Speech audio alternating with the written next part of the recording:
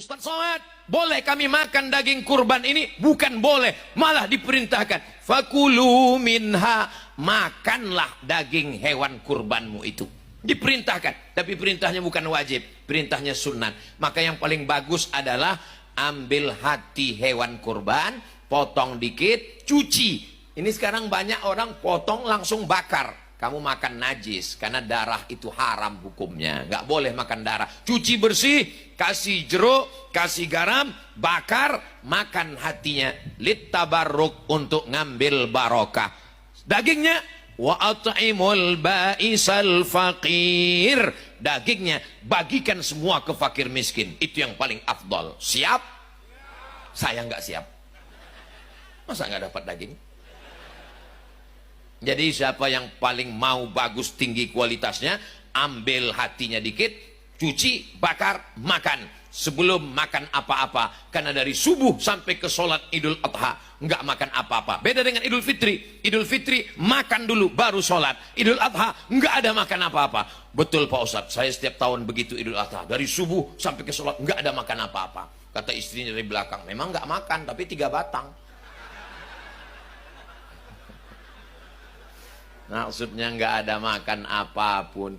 Lalu kemudian dagingnya paling bagus bagikan. Oh, saya mau mengamalkan ini yang Pak Ustadz. Saya nggak mau dagingnya. Wah, datang anak-anak muda panitia nyerahkan kurban. Assalamualaikum Pak Haji. Waalaikumsalam. Ini ada 2 kupon untuk Pak Haji. 1 kupon sebagai peserta kurban, 1 kupon sebagai warga masyarakat. Saya nggak mau kupon. Serius nih Pak, dagingnya aja kirim. Pengkhianat dari dulu sudah ada. Pengkhianat membocorkan kepada Belanda bahwa ada pejuang bernama Jenderal Sudirman. Datang Belanda mau menangkap Jenderal Sudirman. Ketika pasukan Belanda datang, Jenderal Sudirman langsung membuat lingkaran. Berubah barisannya lurus menjadi lingkaran. Kata Jenderal Sudirman, afdalul zikri fa'lam annahu la ilaha illallah, la ilaha illallah. Melihat itu pasukan Belanda terkejut. Ternyata ini hanya orang sedang tahlil. Kalau begitu mari kita pulang. Pengkhianat itu ditembak oleh Belanda. Lalu kemudian tentara menjumpai Panglima Besar Jenderal Bintang 5 Sudirman. Patungnya sampai hari ini tegak berdiri di Jakarta.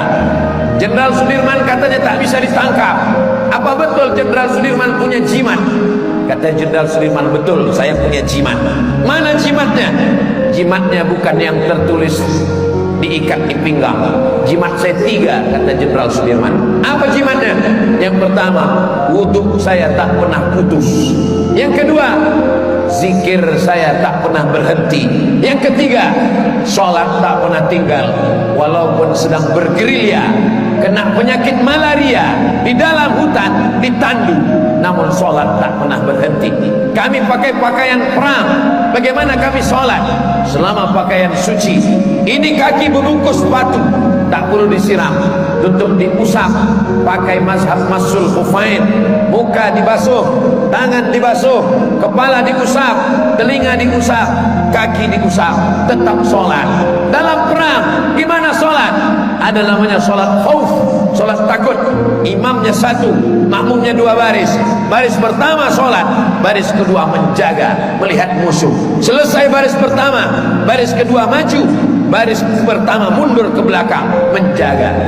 Itulah yang dikatakan Nabi SAW, wa aqamta lahumus shalah, engkau tetap menjadi imam sholat walaupun sedang perang. Sholat tidak pernah berhenti sampai pada akhirnya peluru itu meletus mengenai musuh atau kena diri sendiri. Kalau kena musuh, engkau pejuang. Kalau kena diri, kau akan mati syahid. Apa kata Tengku Umar? Kalau aku hidup besok pagi atau mati malam ini, kalau aku mati malam ini, aku akan mati syahid. Kalau aku hidup besok pagi, aku masih bisa minum kopi di Maulabu. Tengku Umar menganggap hidup ini tak sampai setengah sayap nyamuk. Sepele saja dia melihat hidup ini. Mati malam ini, mati syahid. Hidup besok pagi, masih bisa minum kopi di Maulamu. Meninggal dia malam itu, dikuburkan. apa yang terjadi? Kuburannya dicari oleh Belanda, dipindahkan 6 bulan dalam kuburan, dipindahkan, jenazahnya tak busuk dimakan cacing tanah. Janji Allah, orang yang mati syahid tak dimakan cacing tanah. Cacing pun segan memakan jasad Tengku Umar. Kenapa? Darahnya adalah darah syuhada yang akan bersaksi di padang mahsyar nanti. Maka ketika terjadi banjir bandang, tanah itu longsor, kubur Hamzah bin Abdul Muttalib pada zaman Umar bin Khattab masih mengalir darahnya. Baca buku sirah sejarah sahabat Nabi, baca buku Tarajim al-Ulama, bagaimana darahnya masih mengalir padahal sudah meninggal lebih 10 tahun. Janji Allah Subhanahu wa taala, mereka yang mati syahid karena Allah Subhanahu wa taala. Besarkan Allah dalam hatimu, dunia ini akan nampak kecil di pelupuk matamu. Besarkan Allah dalam jiwamu, maka dunia ini kecil dalam pandangan batin zahirmu. Itulah yang diajarkan oleh para ulama hingga Indonesia ini merdeka, karena mereka membesarkan Allah Subhanahu wa taala. Allahu Akbar.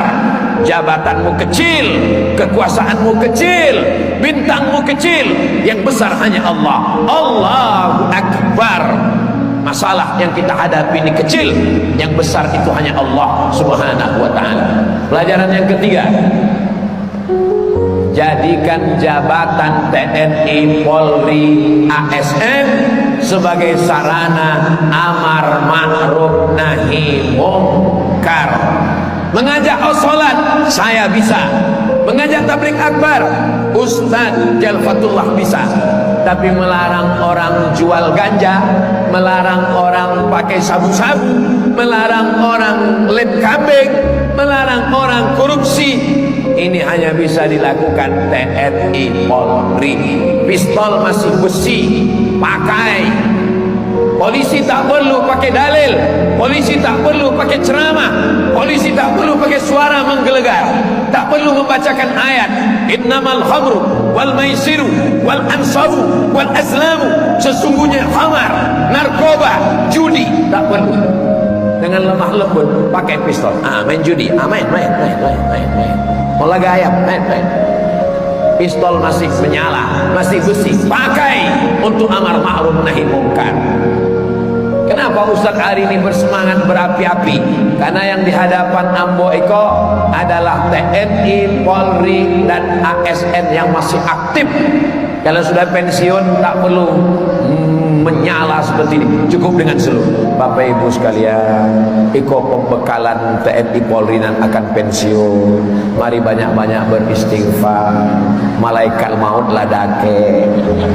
Tapi ini yang masih aktif, yang masih punya jabatan, punya kekuasaan, pakai untuk menolong agama Allah Subhanahu wa taala. Saya diundang ke Jambi, dari kota Jambi pergi lagi ke kabupaten, dari kabupaten pergi lagi ke kecamatan, lewat hutan, lewat jalan belobang. Apa yang mau dikejar ini? Siapa yang mau mengundang ini? Bukan gubernur, bukan bupati, bukan wali kota. Yang mengundang hanya untuk meresmikan surau ketek di Polsek, bukan Polda, bukan Polres, bukan Polresta, Polsek tingkat kecamatan. Kenapa Bapak undang kami? Ambo bernazar Ustaz, kalau musola ini siap, kami ingin yang meresmikannya Ustaz Somad. Saya punya utang 150 juta. Saya mau jual saja rumah kontrakan, dapatlah agak 500. Saya punya kemauan untuk mengumrohkan adik dan abang saya yang hidupnya hanya pas-pasan. Kalau rumah itu laku, tangan kanan tak boleh tahu kalau kita memberi tangan kiri. Bagaimana halnya kalau saya diam-diam saja, tak perlu tahu istri dan anak-anak?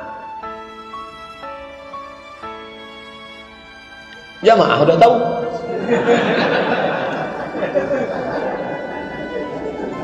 Ini masalah berumah tangga ini, istri itu macam tulang rusuk yang bengkok. Kalau bapak paksa nanti dia patah. Kalau bapak ikut, bapak jadi bengkok. Berapa banyak orang bengkok gara-gara bini bengkok. Tak bisa menolong saudara, bengkok. maka dudukkan bersama. Seorang ibu datang kepada anaknya, "Nak, aku tak ada beras mau masak di rumah, nak. Tolonglah aku kasih duit. Mak mau minjam berapa? 100.000. Tunggu ya mak, aku tanya istriku dulu."